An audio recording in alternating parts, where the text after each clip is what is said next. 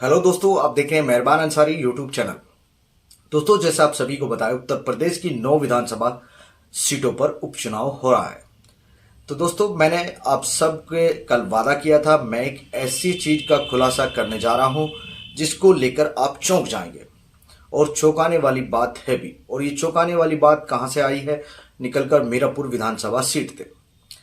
दोस्तों, मीरापुर विधानसभा सीट पर जहां सभी लोग ये समझ रहे हैं कि यहां पर चुनाव सपा व लोकदल के बीच चल रहा है, लेकिन ग्राउंड रिपोर्ट की अगर मैं बात करूं तो कहानी कुछ और निकल कर आ रही है। आजाद समाज पार्टी के उम्मीदवार जाहिद हसन वहां पर चंद्रशेखर की आसपा पार्टी से उम्मीदवार हैं। और चंद्रशेखर आजाद जो कि फिलहाल मौजूदा सांसद हैं और पहली बार वो पार्लियामेंट नगीना से चुनकर पहुंचे और काफी बहादुरी व मेहनती से उन्होंने चुनाव जीता। लेकिन मीरापुर विधानसभा सीट से उसने किसी बाहरी प्रत्याशी को टिकट ना देकर जाहिद हसन जो कि मीरापुर के ही रहने वाले उनको टिकट दिया और बड़ी मजबूती से वो चुनाव लड़ा रहे हैं। पहले मैं आपको बता दूं, अगर आपने ये चंद्रशेखर का भाषण नहीं सुना तो आपने कुछ नहीं सुना। क्या लाजवाब उन्होंने भाषण दिया। पहले तो आप इस भाषण को सुन लीजिए गौर से। एक माँ मिली थी अभी थोड़ी दूर पीछे, यहां से आज होगी। उसके पैरों में चप्पल नहीं थे, हाथ में फूल थे। जहां वो खड़ी हुई थी वहां खूब कीचड़ था। देख के तो बड़ी तकलीफ होती है कि क्या कर दूं, लेकिन अभी मेरे हाथ में वो ताकत नहीं। लेकिन मैं ये समझता हूं, जिस उम्मीद से हम लोग काम करें, जिस उम्मीद से हमारी पार्टी के लोग काम कर रहे हैं, मैं जिला कमेटी का, प्रदेश कमेटी का, दोनों संगठनों के और भाई रविंद्र भाटी जी का, सबका बहुत बहुत धन्यवाद करता हूं, क्योंकि उन्होंने हमेशा मेरी बात पर पहरा देके मुझे ताकत देने का काम किया। आज हमारे बीच में ये जो कार्यक्रम है, ये कुछ दलों के लिए सिर्फ ये चुनावी कार्यक्रम है कि वोट डालने हैं और परिवर्तन करना है या उन्हीं हालातों में रहना है जिनमें रहना है। लेकिन हमारे लिए ये जंग है। हालात बदलने के लिए लड़ना पड़ेगा। बिना लड़े कुछ मिलता नहीं है। मांगने से भीख मिलती, अधिकार छीनने पड़ते हैं। बाबा साहब अम्बेडकर अपने 4-4 बच्चों की कुर्बानी से हमें सबसे बड़ा हथियार देके, वो है हमारी वोट। ये वोट जब तक हमारे पास है तब तक बड़े बड़े कुर्ते वाले, बड़े बड़े महलों वाले, बड़े बड़े गाड़ियों वाले, बड़े बड़े धरना से चुनाव के बीच हमारी बस्ती में आके हमारे पैर पकड़ के और हमसे आशीर्वाद लेते रहेंगे। हमें दादी, हमारी घर की महिलाओं को दादी, चाची, ताई, पता नहीं क्या क्या, भाई, चाचा, ताऊ, दादा बोलते रहेंगे। लेकिन चुनाव के बाद 5 साल कोई हमारी बस्तियों में दिखाई नहीं देगा, गरीबों की बस्तियों में दिखाई नहीं देगा। क्योंकि सत्ता में बैठे लोग तो क्या कर रहे हैं, जो सबके साथ सबके विकास की बात करते हैं। उन्होंने 27,000 स्कूल बंद करने का अभी नोटिफिकेशन जारी किया कि हम 27,000 स्कूल बंद करेंगे। आप ईमानदार से बताओ, सरकारी स्कूल में किसका बच्चा जाता है? गरीब का, किसी अमीर का तो नहीं जाता। बाबा साहब ने क्या कहा हमें, हम बाबा साहब ने हमें पहला नारा ही क्या दिया, शिक्षित बनो। जब हमारा बच्चा पढ़ेगा ही नहीं तो 400 रुपए की मजदूरी करके क्या अपना घर बना पाएगा 10 साल में, 20 साल में? क्या एक 4 रुपए वाली ले पाएगा? मैं बुनियादी बात कर रहा हूं। वो ये चाहते हैं कि हम गुलाम बन के देश में जिए, और हम ये चाहते हैं कि हम गुलामी की बेड़ियां काट के इज्जत की जिंदगी अपने लोगों को दे, हर आदमी को दे। ये उनका अधिकार रहता है। हम सब के लिए लड़ते हैं, किसानों के लिए लड़ते हैं, महिला बहनों के लिए लड़ते हैं, पहलवानों के लिए लड़ते हैं, नौजवानों के लिए लड़ते हैं, हर आदमी के लिए लड़ते हैं जिस पर जुल्म होता है।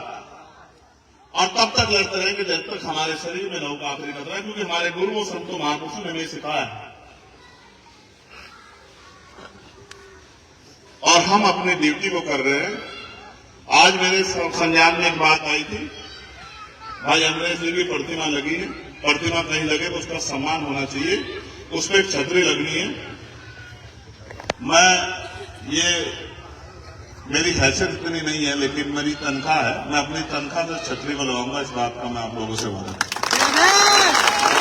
अपनी तनख्वाह से, किसी का नहीं, कोई जिंदाबादी नहीं। ये मेरा काम, मैं तो जो करना चाहता हूं शहीदों के लिए जिन्होंने संघर्ष किया वो मैं करके दिखाऊंगा। आज मेरी हैसियत नहीं है वो, लेकिन जैसे जैसे आप लोग मुझे ताकत दोगे इस लड़ाई को लड़ने की, फिर मैं आपको दिखाऊंगा कि मैं क्या कर सकता हूं।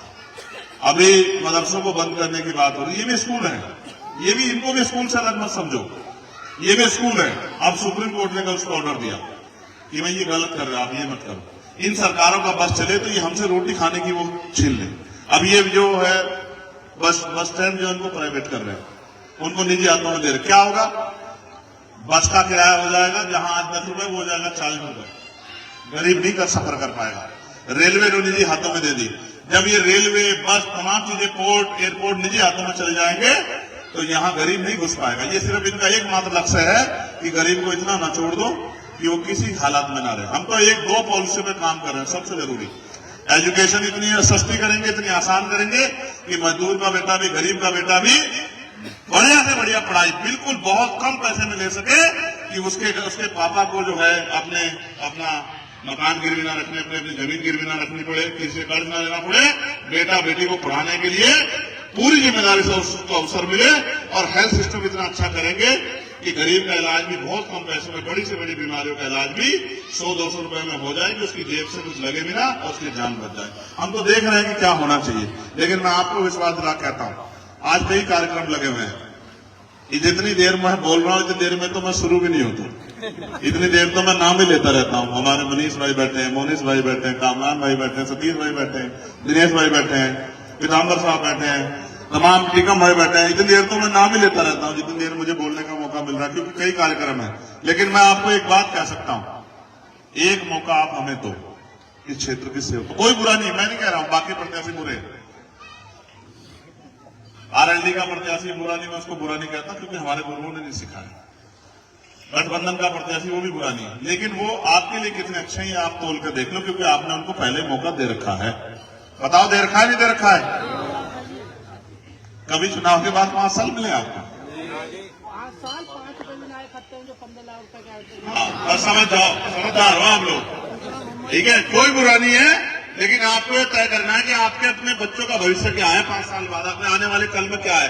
औरों को मौका तो मिलेगा 27 में और आपको मिल गया मौका 24 में। इतनी जोर से केतली का बटन दबाना कि इधर केतली का बटन दबेगा, करंट लखनऊ में जाके लगना चाहिए।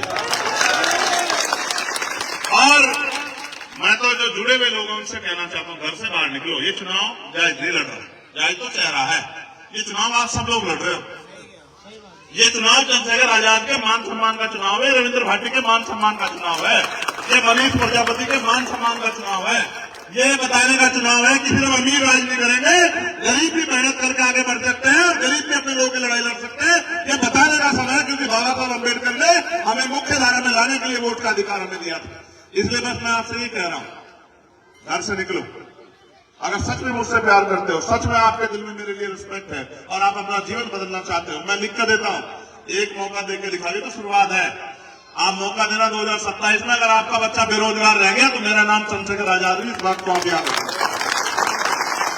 आज आपके पढ़े लिखे बच्चे पढ़ लिख के बेरोजगार घूम रहे हैं। माए जो है ना घर पे ही, और मैं तो जानता हूं, भट्टों पे काम करती है, कोलू में काम करती है, खेतों में काम करती है अपना पेट पालने के लिए, पशु पालती है, खेत से घास लाती है, जमीन नहीं है, दूध खेतों से घास लाके दूध बेच के अपना घर चलाती है। एक मौका दो, आप देखना, घर तक लाके रोजगार दूंगा, कुटरी उद्योग लगा के पूरी जिंदगी ये कहते रहोगे कि हमारे बेटे ने हमारी जिंदगी बदल कर रख दी, हमें गरीबी के दलदल से निकाल दिया। अवसर की बात है ना, जो पैसा पूंजीपतियों पे खर्च हो रहा, बताओ बिजली का बिल क्या है अभी? 8 रुपए यूनिट। क्यों? सोने के तारों आ रही बिजलियां है? फैक्ट्री वालों की बिजली तो माफ, उनका बिल हाथ, और पूंजीपतियों का कर्जा माफ, लेकिन किसान का नहीं करेंगे बिजली का बिल माफ, गरीब का नहीं बिजली का बिल माफ करेंगे, इनके कनेक्शन काटेंगे। अभी हमारे यहाँ काटा था एक आदमी ने, मैंने उसको समझा दिया कि सारे कनेक्शन काट दूंगा, इस बात को याद रखना, अगर किसी गरीब के कर्जा के कनेक्शन काट देगा, ठीक है? अब पता करवा लेना, मैं तो सज्जन आदमी हूँ। ये संदीप भाई और लोग जानते हैं, सब लोग, तभी भारत समाचार में काम है, तो मैं तो सज्जन आदमी हूँ। मैं तो ड्यूटी कर रहा हूँ। ये खतौली में मेरे साथ थे, खतौली में मेरी बात को नहीं मान रहे थे, तो कह रहे थे भाई ये तो फलानी पार्टी, ढिमकी पार्टी। मैं आज कह रहा हूँ ये तो 13 तारीख इसलिए हटी है कि आप चुनाव जीत रहे थे, ठीक है? ये इसमें कोई दो राय नहीं है, आप जीत रहे थे चुनाव, इसलिए 13 तारीख हटी। अब क्या किया जाएगा सुन लो। एक आपसे दरखास्त है, इतनी मेरी बात मान लेना, अगले 6, 7, 10, 8 दिन में वो माहौल खराब करने की कोशिश करेंगे, चुनाव को हिंदू मुसलमान बनाने की कोशिश करेंगे, चुनाव में झगड़ा कराने की। समझदार रहना, उनके लिए तो ये सिर्फ चुनाव है, मेरे लिए आपकी जिंदगी और मौत का सवाल है, ठीक है ना? ये मेरी बात को आप याद रखना बहुत समझदारी से। अब उन्हें घर को चेक करा देखो, बताओ कितना पलस्तर करा देखो, मुंह उठा के देखो, क्यों नहीं हो रहा भाई? ये इंसान नहीं है। जिंदगी बीत गई है मेहनत करते करते, 200 रुपए बचाते हुए, तब जाके ये मकान बना के खड़े किए मेरे लोगों ने, मैं जानता हूं बहुत मेहनत लगती है। और मुख्यमंत्री के बुलडोजर में टूटने में टाइम नहीं लगता, एकदम टूट देंगे सबका जवाब। 2027 में सबको जवाब देंगे, आप चिंता मत करो। बुलडोजर को भी जवाब देंगे, बुलडोजर वालों को भी जवाब देंगे, हर उस व्यक्ति को जवाब देंगे जिसने लोगों को परेशान करने का काम है। और वर्तमान प्रधान दिलशाद जी यहाँ हैं और एक बहुत बड़ी टीम यहाँ है। भाई पहले नौजवानों के नाम ले रहा हूं, भाई अरविंद, मोहित कुमार, भूपेंद्र कुमार, सोनू कुमार, मोहित कुमार, विपुल कुमार, एक और मोहित, अवनीश डीलर, इंद्रेश भाई, संदीप कुमार, कोपिन कुमार, अक्षय कुमार, कमल दास, आशीष, शुभम कुमार, आशु कुमार, नकुल कुमार, निशांत कुमार, साहिल कुमार, दिनेश कुमार, विक्की जी, भाई विजेंद्र सिंह जी, अशोक प्रधान जी, सोनवीर जी, आनंद प्रधान जी, विजेंद्र सिंह जी, यशपाल सिंह जी, दिलशाद प्रधान जी, मुर्तजा जी, कल्लू भाई, बाबर भाई, श्यामलाल जी, लाल सिंह जी, संजय भाई, पालू भाई, राजकुमार जी, सतीश टेंट वाले जी, मैं इन सबका धन्यवाद करता हूँ। ये गाजला के लोग हैं। मुझे एक बात बताओ, चुनाव बिना समीकरण के जीता जा सकता है क्या भाई? आप ये बताओ, यहाँ समाजवादी पार्टी जो गठबंधन का पड़ते प्लस के आपके पास बताओ 6 मानसून है कुछ? और उनसे ज्यादा 80% में जाहिद है, बताओ है या नहीं है? ईमानदार से बताओ, है या नहीं है बताओ। तो उनके पास क्या है? जितना वोट आप उनको दोगे उनको नहीं देंगे आप, उतना आप भाजपा की मदद करोगे। मेरी बात को भी याद रखना, ठीक है? नहीं, यहां तो शुरुआत जो है 60,000 से होगी जाहिद की। कितने से होगी? और जहां जहां इस नीले झंडे लेके खड़े, ये तो लटगाड़ देंगे। मेरी बात को आप याद रखना, आपका आदमी पिक्चर हट सके, ये नहीं हट देंगे। मेरी बात को आप याद रखना। नगीना में ये खड़े, नगीना वाले उधर जो काम कर रहे हैं, मैंने इन्हें इस बारे में बुलाया कि मेहनत कर लो। नगीना में इधर तो थोड़ी चूक हो गई थी कि 1 लाख वोट इधर उधर हो गया था, बाकी इधर दूसरे वाला तो 13,000 पर काट जाता। लटकी रिश्ता कर देते किसी को, बस बाकी सारा चंद्रशेखर आजाद का। इसलिए कह रहा हूं, मेरी बात को आप याद रखना। आप अपने समाज से हाथ जोड़कर रखना, जिस समाज में पैदा हुआ, अगर 900 वोट गिरेंगे नहीं तो 900 के 900 आजाद समाज पार्टी गिरेंगे। मेरी बात को आप याद रखना। इन्होंने सबको मौका देकर देख लिया, इनके जीवन नहीं बदले। चुनाव में लोग आते हैं, जीतते हैं, अपने घर में जाकर बैठ जाता है। अगर सड़क पर कोई है तो वो भीमार में आजाद समाज पार्टी के लोग हैं जो जान माल धन सबको लटा रहे हैं। और फिर भी सुनो, मैं अपने लिए जीता तो इस बार मिनिस्टर बनकर वहां बैठता दिल्ली में। आप समझते हो? ये 4 गोली नहीं खाता मैं, मेरी जान के पीछे इसमें पड़े। इनको पता कि ये आदमी जिस दिन मजबूत हो गया उस दिन से ये नफरत की, सांप्रदायिकता की राजनीति खत्म हो जाएगी। सिर्फ इसलिए, और मेरी एक बात और याद रखो, जिस दिन से खिलाफत हुकूमत के कार्यक्रम में मुझे बुलाया गया था ना चीफ गेस्ट, वो देश का सबसे बड़ा कार्यक्रम होता था। मुझे भी नहीं पता था, मुंबई में पूरे देश के लोग रहते हैं वहां। जब मुझे बुलाया गया ना, उसमें मुख्य अतिथि बुला गया, मैं सोच रहा था क्यों बुलाया। जब मैं वहां गया तो मुझे पता लगा उन्होंने मुझे क्यों बुलाया। उस दिन से ही मेरे खिलाफ साजिश स्टार्ट होगी कि इस आदमी की तरह रोक लो। रुकनेगा नहीं, ना रुकूंगा, ना बिकूंगा, ना झुकूंगा, बाटा पार करूंगा इस बात दिल्ली तक। किसी दर्जा से एक आदमी प्राइमरी स्कूल के मास्टर का बेटा हो, इस पश्चिम का हूं। हम अगर एहसान किसी का लेते हैं तो जड़ सुधा काटते हैं, ठीक है? अगर कोई हमारे लिए 1 कदम चलता तो 100 कदम चलते हैं। मेरी बात को याद रखना। आप किसान लोग हैं, हम तो बीज देख के बता देते हैं कि फसल कितनी जोर की होगी। मैं आपको आज कह रहा हूं, सबको साथ लेके चलेंगे और आपकी भी जिम्मेदारी है। आप सब क्या कहा जोड़कर सबसे कहना कि मौका दो। और जाहिद आप याद रखना, आप ये आर्यमान चौधरी आगे मेरा छोटा भाई जो है, मेरी बात को याद रखना। आप पहले में लोग हैं जब समाज पार्टी के मेहनत करके लगे रहो, हाथ जोड़कर रखो कुछ लोग आगे, ठीक है? आपको रोकने के लिए इतनी चोटी के वकील साहब खड़े पीछे, इतनी चोटी के जोड़ लगा लें, घबराने की जरूरत नहीं है। समझ गए? नहीं समझ गए? भाई बताओ, जाहिद की मदद करोगे नहीं करोगे? ईमानदार से बताओ। अपने आप निकल के लोगों से अपील करोगे नहीं करोगे? बताओ। इतने लोग जोड़ने खाते नहीं, 1 लाख रुपए खर्च करने पड़ेंगे उन्हें, जिम जाकर बैठे हैं उनके इतने लोग आके। मेरी बात को याद रखिए भाई। आए क्या बताओ ईमानदार से? और अगर एक आवाज लगा दी, याद है नहीं आपके मोर्चे में एक आवाज लगा दी नहीं तो ये अपने से 20 गुना लोग लेके मेरी एक आवाज पर दिल्ली पहुंच जाएंगे। आप इन्हें जानते नहीं हो, मैंने जानता हूं, ठीक है? ये गरीब लोग हैं, ये तो लकीर के फकीर हैं, इनके साथ तो धोखा हुआ है तक। इनकी वोट लेते हैं लोग और मौज काटते हैं। घास संजय, इनकी गेम तो धोखा है। हम खड़े, हम बता रहे बबलू चौधरी हमारे अध्यक्ष यहाँ खड़े, हम जब तक इनके जीवन नहीं बदले जब तक हम पीछे लड़ने से कुछ भी हो जाए, और मौत आ जा डरते नहीं हम किसी से भी नहीं डरते। और इस गुंडागर्दी का इलाज बताओ, कोई बताओ भाई, इस गुंडागर्दी की भाजपा का इलाज कर सकते नहीं, हमारा इलाज नहीं कर सकेगा, बताओ हम ही कर सकते नहीं कर सकते। हाँ, हम ही लड़ सकते हैं, जिक्र हमारे में ही है। ठीक है, बस हिम्मत करके चलियो, घर से निकल के मेहनत करोगे नहीं करोगे बताओ ना, जुटे 18 दिन सच्चे था नहीं, बिल्कुल हल्की आवाज, इतनी हल्की आवाज में नहीं सुनो। आज तक गांव में प्रधान बनाते आए नहीं आए, पीडीसी बनाते आए नहीं आए, जिला पंचायत वोट देते आए नहीं आए, तो फिर नो भी पक्का कर लो, इनका हाथ जोड़ रहे, तब मैं जायज नहीं लड़ रहा, तभी लड़ रहे, मेरी बात को आप याद रखना। कर दोगे नहीं कर दोगे बेड़ा पार पक्का? कहाँ प्रधान जी? प्रधान को डर रहा है, ऐसा बस्ता रखवा देना चाहिए, हम रखवाओगे, हम बताओ इस पर रखा जा बस्ता भाई, हम हैं यहाँ। सुनो, ये नगीना के लोग खड़े, वो शोरा वाले सारे डरा दिए, वहां के विधायक जी ने, मंत्री जी ने कहने लगे बस्ते रखवा देंगे, हमने कहा हम देखो कौन रखवाएगा बस्ते, ये भी चंद्रशेखर आजाद है, बस्ता जी में रखा जाएगा जिनमें सांसद नहीं होने का, ध्यान रखिए मेरी बात। ठीक है भाई, डरो मत, एक बार मौका मिला, डरो मत। तो दोस्तों, आपने इस भाषण को पूरा सुना होगा, उम्मीद है ये भाषण आपको पसंद आया होगा।